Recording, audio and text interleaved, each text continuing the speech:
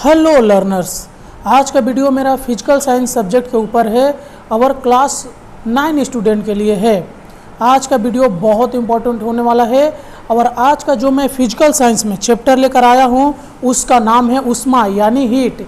ये आपके final exam में आने वाला चैप्टर है जो बहुत ही महत्वपूर्ण है। और आज मैं उष्मा का यानी हीट के कुछ एमसीक्यू और एसएक्यू क्वेश्चन को करा दूंगा जो इसके बाहर एक भी क्वेश्चन आपके एग्जाम में नहीं आएगा, इसका मैं गारंटी ले सकता हूं। तो चलिए बिना वक्त गंवाए हुए आज का वीडियो शुरू करते हैं। तो देखिए हमारा पहला क्वेश्चन क्या है कि किसी वस्तु द्वारा त्यागी गई या ग्रहण की गई उष्मा निर्भर करती है। तो किस पर निर्भर करती है? देखिए आंसर दिया हुआ है कि वस्तु की विशिष्ट उष्मा पर। उसके बाद आप देखिए उष्मा की इकाई। तो उष्मा की इकाई क्या होती है? कैलोरी होती है।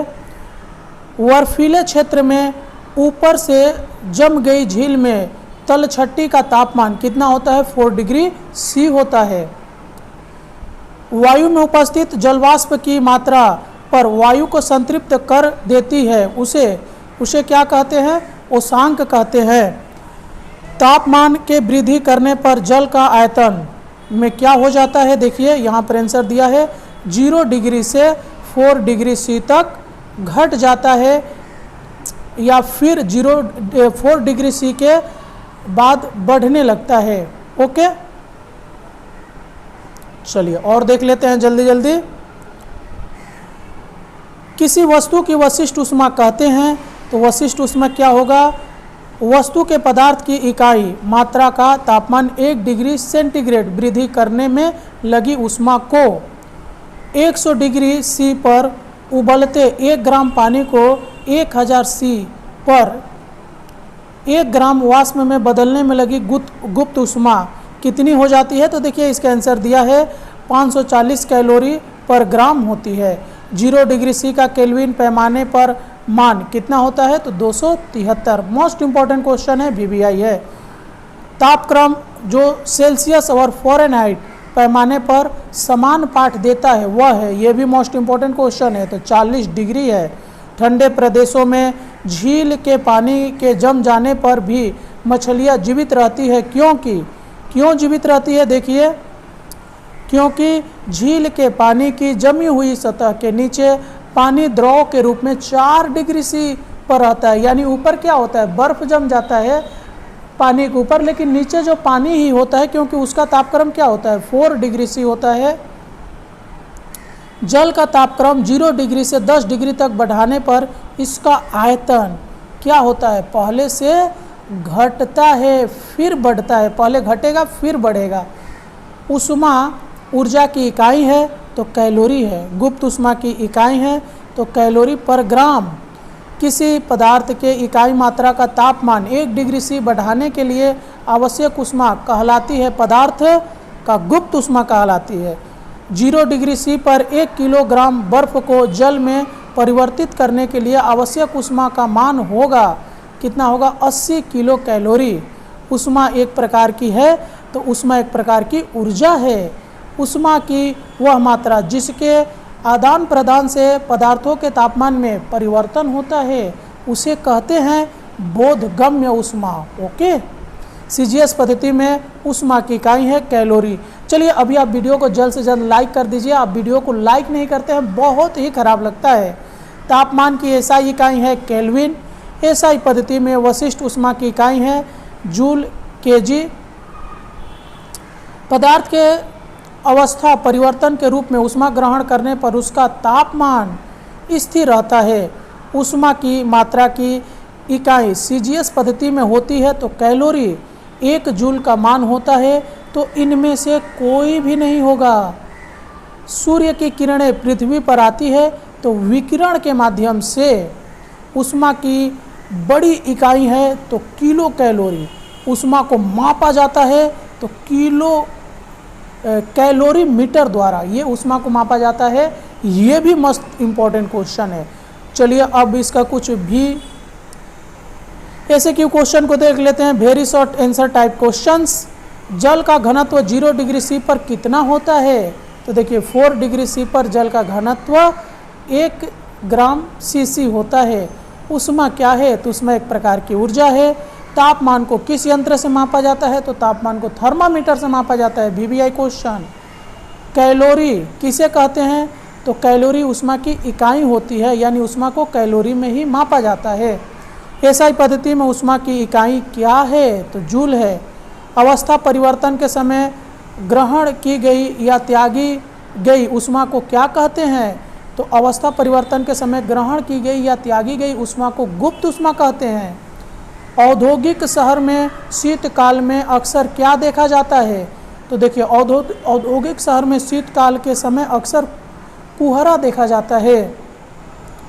वाष्पन से क्या उत्पन्न होता है? तो वाष्पन से प्रशीतन उत्पन्न होता है। गर्मी के दिनों में सड़कों पर जल छिड़कने से क्या होता है? ठंडक उत्पन्न होती है। किसी वस्तु पर कार्य करने पर उसके तापमान में क्या परिवर्तन होता है? किसी वस्तु पर कार्य करने पर इसका तापमान बढ़ता है। क्या पदार्थों के अवस्था परिवर्तन के समय उनका तापमान परिवर्तित होता है? नहीं, पदार्थों के अवस्था परिवर्तन के समय उनका तापमान अपरिवर्तित रहता है। कैलोरी एवं जूल में क्या संबंध है? VVI question. तो एक कैलोरी का मान 4.2 जूल के बराबर होता है। बर्फ के पिघलने की गुप्त ऊष्मा कितनी होती है? तो बर्फ के पिघलने की गुप्त ऊष्मा होती है 80 कैलोरी प्रति ग्राम। जल के वाष्पीकरण की गुप्त ऊष्मा का मान क्या है? तो जल के वाष्पीकरण की गुप्त ऊष्मा का मान 540 कैलोरी प्रति ग्राम होती है। किसी वस्तु में ऊष्मा की मात्रा उसके द्रव्यमान पर किस प्रकार निर्भर करता है? तो ये हो जाएगा आपका, किसी वस्तु में उपस्थित ऊष्मा की मात्रा उसके द्रव्यमान के सीधा समानुपाती होती है। 4 डिग्री C तापमान के ऊपर जल को गर्म करने पर उसके आयतन में क्या परिवर्तन होता है? तो ये हो जाता है ऊष्मा की मात्रा की इकाई जल को 4 डिग्री C के ऊपर गर्म करने पर इसका आयतन बढ़ता है। ऊष्मा की मात्रा की इकाई क्या होती है? तो ऊष्मा की मात्रा की इकाई कैलोरी होती है। बहुत बार आ गया। कार्य, ऊर्जा एवं ऊष्मा की व्यवहारिक इकाई क्या है? तो कार्य, ऊर्जा एवं ऊष्मा की व्यवहारिक इकाई जूल है। ऊष्मा को किस यंत्र के माध्यम से मापा जाता है? तो ऊष्मा को कैलोरीमीटर से मापा जाता है। यांत्रिक तुल्यांक का मान CGS पद्धति में क्या है? तो देखिए, यांत्रिक तुल्यांक का मान CGS पद्धति में 4 × 2 × 10⁷ अर्ग कैलोरी है। भाप की गुप्त ऊष्मा 537 कैलोरी पर ग्राम है। इसका क्या अर्थ है? तो भाप की गुप्त ऊष्मा 537 कैलोरी पर ग्राम है। इस कथन का तात्पर्य यह है कि 100 डिग्री C की 1 ग्राम भाप को 100 डिग्री C के 1 ग्राम जल में परिवर्तित करने पर 537 कैलोरी ऊष्मा प्राप्त होगी। ऊष्मा ग्रहण करने के बाद वस्तु में क्या परिवर्तन होता है? तो ऊष्मा ग्रहण करने के बाद वस्तु का तापमान बढ़ जाता है। 30 डिग्री C और 30 K में कौन सा तापमान अधिक है? तो 30 डिग्री C यानी 30 डिग्री सेंटीग्रेड। कैलोरी मिति का मूल सिद्धांत क्या है? तो कैलोरी मिति का मूल सिद्धांत है त्यागी गई ऊष्मा बराबर ग्रहण की गई ऊष्मा। एसआई पद्धति में जल की वशिष्ठ ऊष्मा क्या है? तो एसआई पद्धति में जल की वशिष्ठ ऊष्मा 4200 जूल केजी केल्विन। शीशे की वशिष्ठ ऊष्मा 0.03 है। इसकी व्याख्या कीजिए। तो शीशे की वशिष्ठ ऊष्मा 0.03 है। इस कथन का अर्थ यह है कि 1 ग्राम शीशे का तापमान 1 डिग्री C बढ़ाने के लिए 0.03 कैलोरी ऊष्मा की आवश्यकता पड़ती है। सूर्य से पृथ्वी तक ऊष्मा आने की विधि का नाम ये मैं बता चुका हूँ। CGS पद्धति में ऊष्मा की इकाई क्या होती है? कैलोरी। कैलोरी एवं जूल में क्या संबंध है? तो कैलोरी और जूल में संबंध 1 कैलोरी बराबर 4.2 जूल। CGS पद्धति में तापमान की इकाई क्या है? तो CGS पद्धति में तापमान की इकाई डिग्री सेंटीग्रेड अर्थात डिग्री सेंटीग्रेड है। एसआई पद्धति में तापमान की इकाई क्या है? तो एसआई पद्धति में तापमान की इकाई केल्विन है। सेल्सियस स्केल थर्मामीटर का निम्न नियत बिंदु क्या है? तो सेल्सियस स्केल निम्न थर्मामीटर का नियत बिंदु 0 डिग्री सी है। सेल्सियस स्केल थर्मामीटर का उच्च नियत बिंदु क्या है? तो सेल्सियस स्केल थर्मामीटर का उच्च नियत बिंदु 100 सी है। सेल्सियस स्केल थर्मामीटर का मौलिक अंतराल क्या है? तो सेल्सियस स्केल थर्मामीटर का मौलिक अंतराल 100 डिग्री सेंटीग्रेड है। एसआई पद्धति में वशिष्ठ ऊष्मा की इकाई क्या है? तो एसआई पद्धति में वशिष्ठ ऊष्मा की इकाई जूल पर किलोग्राम पर केल्विन है। एसआई पद्धति में वशिष्ठ ऊष्मा की इकाई क्या है? तो ये तो हो गया। एसआई पद्धति में जल की वशिष्ठ ऊष्मा क्या है? तो एसआई पद्धति में जल की वशिष्ठ ऊष्मा 4.2 × 10 का पावर 3 जूल पर किलोग्राम पर केल्विन है। 30 डिग्री सी एवं 30 डिग्री एफ में कौन सा तापमान अधिक है? तो 30 डिग्री सी और 30 डिग्री एफ में 30 डिग्री सी तापमान अधिक है। फ़ारेनहाइट स्केल में मौलिक अंतराल क्या है? तो फ़ारेनहाइट स्केल में मौलिक अंतराल 180 फ़ारेनहाइट है। एसआई पद्धति में गुप्त ऊष्मा की इकाई क्या है? तो एसआई पद्धति में गुप्त ऊष्मा की इकाई जूल पर किलोग्राम है। किस पदार्थ की वशिष्ठ ऊष्मा सर्वाधिक होती है? तो जल की वशिष्ठ ऊष्मा सर्वाधिक होती है। चंद्रमा पर किसी बर्तन में उबलते हुए जल में थर्मामीटर को डुबाने पर उसका तापमान क्या होगा? तो चंद्रमा पर वायु शून्य है, अतः पानी का क्वथनांक 0 डिग्री होगा।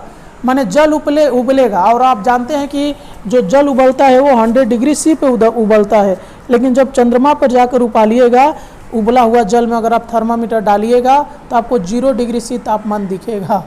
फ़ारेनहाइट स्केल में स्वस्थ मनुष्य के शरीर का तापमान कितना होता है? तो ये होता है 98.6 डिग्री फ़ारेनहाइट। ये मोस्ट इम्पॉर्टेंट है। एक द्रव्य का मान बताए जो डॉक्टरी थर्मामीटर में प्रयोग होता है, तो उसका नाम क्या है? पारा है। ठीक है। 100 डिग्री सी के समतुल्य फ़ारेनहाइट स्केल में पाठ्यांक क्या होगा? तो 100 सी के समतुल्य फ़ारेनहाइट स्केल में पाठ्यांक 212 डिग्री एफ होगा। एक कैलोरी ऊष्मा उत्पन्न करने के लिए कितने जूल यांत्रिक कार्य करना होगा? तो 4.2 जूल यांत्रिक कार्य करना होगा। फ़ारेनहाइट स्केल में 10 डिग्री सी के समतुल्य तापमान कितना है? तो फ़ारेनहाइट स्केल में 10 डिग्री सी के समतुल्य तापमान 32 डिग्री फ़ारेनहाइट है। क्या सभी पदार्थों की वशिष्ठ ऊष्मा समान होती है? सभी पदार्थों की वशिष्ठ ऊष्मा समान नहीं होती है। क्या समान तापमान पर 1 डिग्री ग्राम लोहा एवं 1 ग्राम तांबा में ऊष्मा की मात्रा होती है? तो समान तापमान पर 1 ग्राम लोहा एवं 1 ग्राम तांबे में ऊष्मा की मात्रा समान नहीं होती है। 1 ग्राम लोहा क्या होता है? ये 1 ग्राम लोहा एवं 1 ग्राम कॉपर में ऊष्मा की मात्रा भिन्न भिन्न क्यों होती है?